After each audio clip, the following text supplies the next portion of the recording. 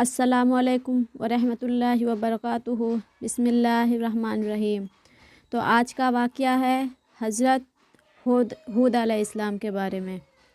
تو چلیے شروع کرتے ہیں حضرت ہود علیہ السلام کے واقعات۔ اس سے پہلے آپ اس چینل کو لائک، شیئر اینڈ سبسکرائب ضرور کر دیں۔ حضرت ہود علیہ السلام کا واقعہ قرآن مجید میں تفصیل کے ساتھ بیان کیا گیا ہے۔ یہ واقعہ نہ صرف ایک سبق آموز کہانی ہے بلکہ یہ ہمیں یہ بھی بتاتا ہے کہ اللہ تعالیٰ اپنی نافرمان قوموں کو کیسے عذاب دیتا ہے اور اپنے نیک بندوں کو کس طرح بچاتا ہے۔ آئیے حضرت ہود علیہ السلام کی کہانی کو آسان زبان میں سمجھتے ہیں۔ حضرت ہود علیہ السلام کو اللہ تعالیٰ نے قوم عاد کی ہدایت کے لیے نبی بنا کر بھیجا۔ قوم عاد عرب کے جنوب میں احقاف نامی علاقے میں رہتی تھی جو آج کے یمن کے قریب تھا۔ یہ قوم بہت طاقتور تھی۔ ان کے جسم مضبوط اور قد لمبے تھے۔ وہ بڑے بڑے محل اور مضبوط قلعے بناتے تھے اور اپنی طاقت پر بہت فخر کرتے تھے۔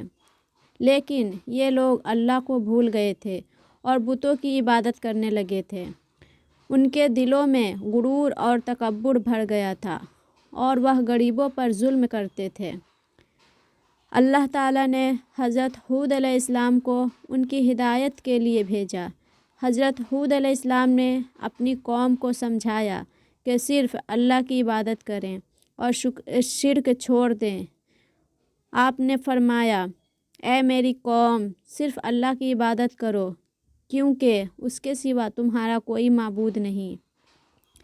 آپ نے انہیں بتایا کہ اللہ نے انہیں طاقتور بنایا، زمین پر انہیں حکومت دی اور انہیں بے شمار نعمتوں سے نوازا ہے، لیکن اگر وہ اللہ کا شکر ادا نہ کریں گے اور اپنی غلطیوں سے باز نہ آئیں گے تو ان پر عذاب نازل ہوگا۔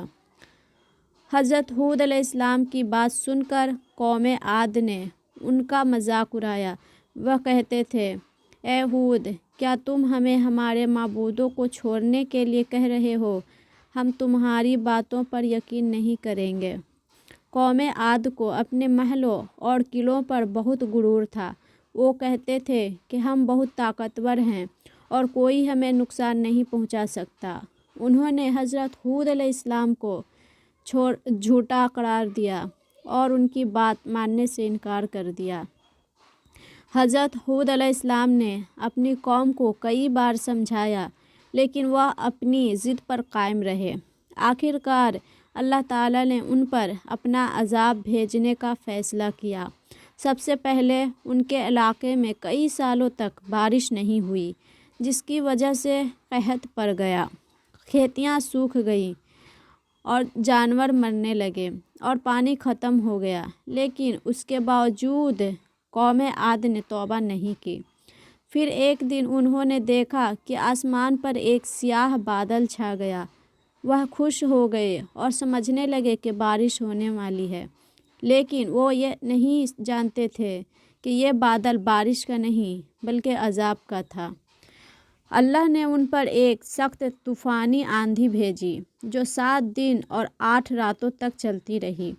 یہ آندھی اتنی شدید تھی کہ اس نے ان کے مضبوط محلوں اور قلعوں کو زمین بوس کر دیا۔ یہ لوگ زمین پر یوں پڑے تھے جیسے کھجور کے گرے ہوئے تنے ہوں۔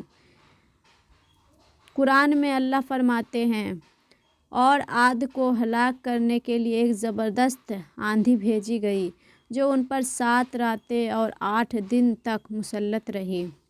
اللہ تعالیٰ نے حضرت ہود علیہ السلام اور ان کے ساتھ ایمان لانے والے مومنوں کو اس عذاب سے بچا لیا۔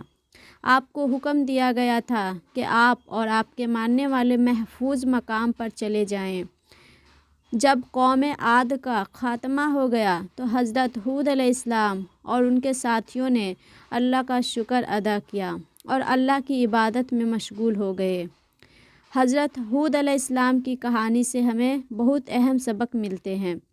نمبر 1، شرک کا انجام۔ अल्लाह के सिवा किसी और की इबादत करना सबसे बड़ा गुनाह है और शिर्क करने वाली कौमें हमेशा तबाह हो जाती हैं। नंबर 2, अल्लाह की नेमतों का शुक्र। अल्लाह ने जो नेमतें दी हैं उनका शुक्र अदा करना चाहिए और उन्हें सही रास्ते पर इस्तेमाल करना चाहिए। नंबर 3, गुरूर और तकब्बुर से बचना।